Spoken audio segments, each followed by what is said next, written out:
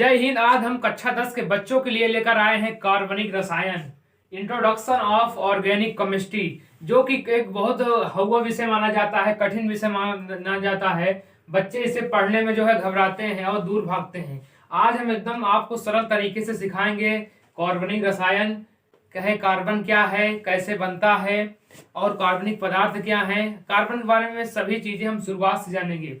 बस आप वीडियो को लगातार देखते रहिए, आपको केमिस्ट्री एकदम सरल लगने लगेगी। तो आइए देखते हैं सबसे पहले कार्बनिक रसायन का परिचय।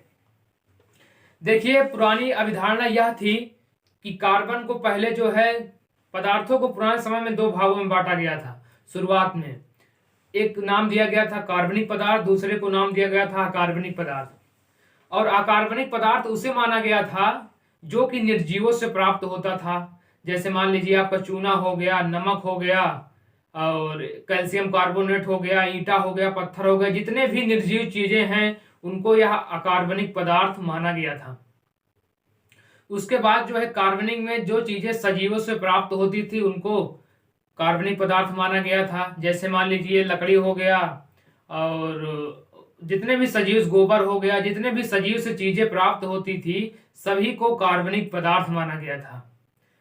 तो इसके बाद वैज्ञानिक थे एक वर्जीलियस। उन्होंने अपना एक सिद्धांत दिया था पुराने समय में। उन्होंने बताया था, अपना सिद्धांत दिया था जैव शक्ति सिद्धांत। जैव शक्ति सिद्धांत, बायो पावर थ्योरी। इसमें उन्होंने क्या बताया था कि कार्बनिक पदार्थों को केवल सजीवों से ही प्राप्त किया जा सकता है। इन्हें निर्जीव या प्रयोगशाला में कहीं भी नहीं बनाया जा सकता है। केवल कार्बनिक पदार्थों को सजीवों से ही प्राप्त किया जा सकता है। यह अवधारणा थी वैज्ञानिक वर्जीलियस की। तो इसके बाद वैज्ञानिक सन 1828 ईस्वी में इनके शिष्य थे होलर। जिन्होंने बताया कि नहीं, इन्होंने कहा अपने गुरु से, वर्जीलियस नहीं, आप गलत हैं। कार्बनिक पदार्थों को प्रयोगशाला में भी बनाया जा सकता है। और उन्होंने पहली बार पूरे इतिहास में, पूरे जीवन काल में जब से पदार्थों का बंटवारा किया गया, उन्होंने पहली बार लिया एक अकार्बनिक पदार्थ लिया जो जिसका नाम था अमोनियम साइनेट, NH4CnO। यह एक अकार्बनिक पदार्थ है।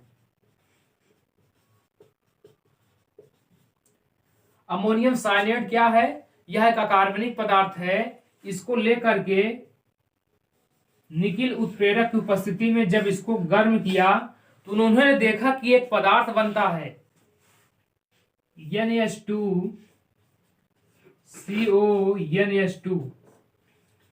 उन्होंने जब अमोनियम साइनेट को पहली बार प्रयोगशाला में निकिल उत्प्रेरक की उपस्थिति में गर्म किया तो उन्होंने देखा एक पदार्थ बनता है NH2CO। इसका नाम उन्होंने दिया यूरिया। और अपने गुरु के सिद्धांत का खंडन कर दिया। यूरिया जो एक कार्बनिक पदार्थ है, इसमें देखिए कार्बन है, यह यूरिया पहली बार प्रयोगशाला में बनाया गया। यह क्वेश्चन पूछा जाता है कई बार कि कौन सा कार्बनिक पदार्थ पहली बार प्रयोगशाला में बनाया गया था। इसका आंसर क्या है? यूरिया। किसने बनाया था? होलर ने बनाया था। कब? सन 1828 ईस्वी में। यह वर्जीलियस के बाद जो है इनके वैज्ञानिक आए होलर, उन्होंने यूरिया बनाई। उसके बाद जो है मेथन की खोज हो गई।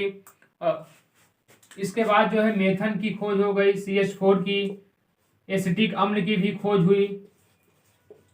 उसके बाद क्या था? उसके बाद कार्बनिक पदार्थों की एक झड़ी लग गई। इसको प्रयोगशाला में बनाया गया, तभी से जो है यह सिद्ध हो गया और कार्बनिक पदार्थों की एक नई परिभाषा बनाई गई।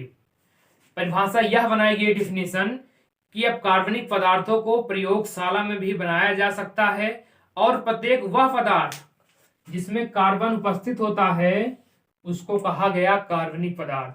यह हमारी आधुनिक डिफिनीशन है कि जिसमें जिन जिन वस्तुओं में कार्बन उपस्थित होता है क्या कहलाता है? कार्बनिक पदार्थ कहलाते हैं। और जिसमें कार्बन उपस्थित नहीं होता है वे सभी क्या कहलाते हैं? अकार्बनिक पदार्थ कहलाते हैं। यहां तक क्लियर? किसी कोई दिक्कत? स्टॉप कर देंगे। अब देखिए कार्बन की परिभाषा जानने के बाद हम इसमें नई डिफिनेशन जान सकते हैं दूसरी जो इंपॉर्टेंट है हाइड्रोकार्बन की। हाइड्रोकार्बन, हाइड्रोकार्बन क्या है? ये भी एकदम सरल है। वे सभी तत्व जिसमें हाइड्रोजन और कार्बन उपस्थित होते हैं क्या कहलाते हैं? हाइड्रोकार्बन। जैसे देख लिए CH4 मीथेन, इसका नाम क्या है? मीथेन। इसमें कार्बन भी है और हाइड्रोजन भी है, इसलिए क्या कहलाएगा? हाइड्रोकार्बन। और ये देख लीजिए CH3 COOH, ये भी क्या है? हाइड्रोकार्बन, क्योंकि इसमें हाइड्रोजन है और कार्बन है। इसके अलावा कोई भी और तत्व हो सकते हैं, लेकिन यदि ये दोनों तत्व विद्यमान है क्या कहलाते हैं? हाइड्रोकार्बन। लगभग देखा जाए तो सभी पदार्थों में, सभी कार्बनिक पदार्थों में हाइड्रोजन जहां तक होता है उपस्थित होता है, अगर देखा जाए। इसके बाद अगर हम कोई यदि परिभाषा जानना चाहें तो एक टॉपिक आती है आपकी कार्बन की चतुः संयोजकता।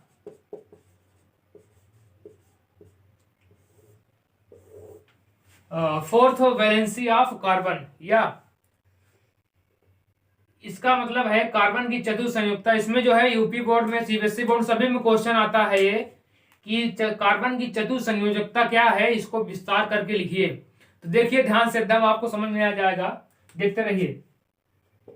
सबसे पहले देखिए कार्बन, ये इसका परमाणु क्रमांक 6 होता है, सभी को पता है।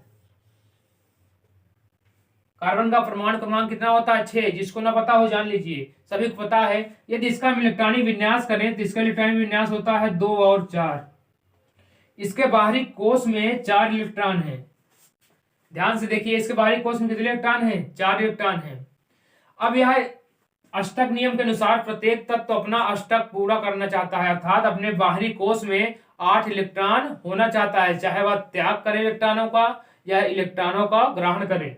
लेकिन यहां पर देखिए इसमें 4 इलेक्ट्रॉन है, न तो यह 4 ऊर्जा की दृष्टि से 4 इसको त्यागना सही होगा और न ही 4 इसको ग्रहण करना सही होगा। इसलिए यह क्या कहता है दूसरे तत्व से, आइए भाई हमारे आपके साथ जो है समझौता कर लेते हैं, आपके साथ हम बंध बना लेते हैं, जो हमको मिलेगा आधा तुम भी ले लेना, आधा हम भी। इसलिए यह क्या करता है, अन्य तत्वों से और दूसरे कार्बन परमाणुओं से क्या कर देता है, ये सह संयोजक बंध बना लेता है और उसने सहयोग से जो अपना अष्टक पूर्ण कर लेता है।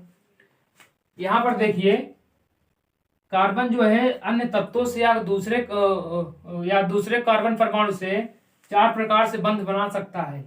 एक तो ये देखिए एकल बंध से, यहां पर कोई भी तत्व जुड़ सकता है। और दूसरा देखिए ये बना सकता है डबल बॉन्ड से। तीसरा देखिए बना सकता है ट्रिपल बॉन्ड से, या चौथा कोई बना लीजिए, या बना सकता है double bond double bond. Clear? इन 4 तरीकों से ही कार्बन जो है दूसरे तत्वों से या किसी यौगिक में आपको देखने को मिलेगा। जैसे यहाँ पर आप कोई भी तत्व रख सकते हैं। यहाँ पर देखिए, अगर आप यहाँ ध्यान से देखिएगा, हाइड्रोजन यहाँ पर रख देंगे, हाइड्रोजन रख देंगे, हाइड्रोजन रख देंगे, हाइड्रोजन, तो यह क्या बन जाएगा आपका? देखिए ध्यान से, CH4 मीथेन बन गया ना। यहाँ पर ऐसे भी कोई भी तत्व रख सकते हैं, यहाँ कार्बन रख सकते हैं, यहाँ हाइड्रोजन रख सकते हैं, यहाँ हाइड्रोजन, इसके आगे ये श्रृंखला बढ़ती चली जाएगी।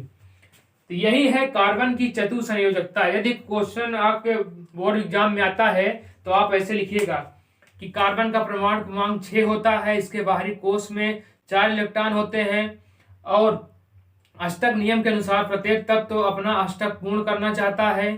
ऊर्जा की दृष्टि से 4 इलेक्ट्रॉन को त्यागना या ग्रहण करना संभव नहीं है, इसलिए कार्बन अन्य तत्वों से अपने दूसरे कार्बन परमाणुओं से सहसंयोजी बंध बनाकर अपना अष्टक पूर्ण कर लेता है। और यह कार्बन जो है 4 प्रकार से दूसरे तत्वों से या अपने दूसरे कार्बन परमाणु से जुड़ सकता है। यही क्या है? कार्बन की चतुः संयोजकता। यही इतना आपको बोर्ड एग्जाम में लिखना है। क्लियर? किसी को कोई दिक्कत? इसको आप लिख लीजिए और समझ लीजिएगा। यदि आपको समझ में आए तो आप वीडियो रोक के देख सकते हैं या वीडियो को दोबारा देख सकते हैं, जो कि आपको क्लियर हो जाएगा। तो देखिए अभी थोड़ा टाइम का अभाव है, जिसके कारण हम यहीं पर रोक रहे हैं वीडियो को। कल जो है हम आपको इसके आगे लेकर आएंगे। उसके बाद बताएंगे आपको आईपीएससी कैसे बनती है, एकदम सरल भाषा में आपको बताएंगे। आईपीएससी आप सीख जाएंगे 2 मिनट में। तो वीडियो को लाइक कर दीजिए और शेयर कर दीजिए अपने दोस्तों के साथ, ताकि वो भी फायदा ले सकें। मिलेंगे अगले नए वीडियो में, तब तक के लिए धन्यवाद।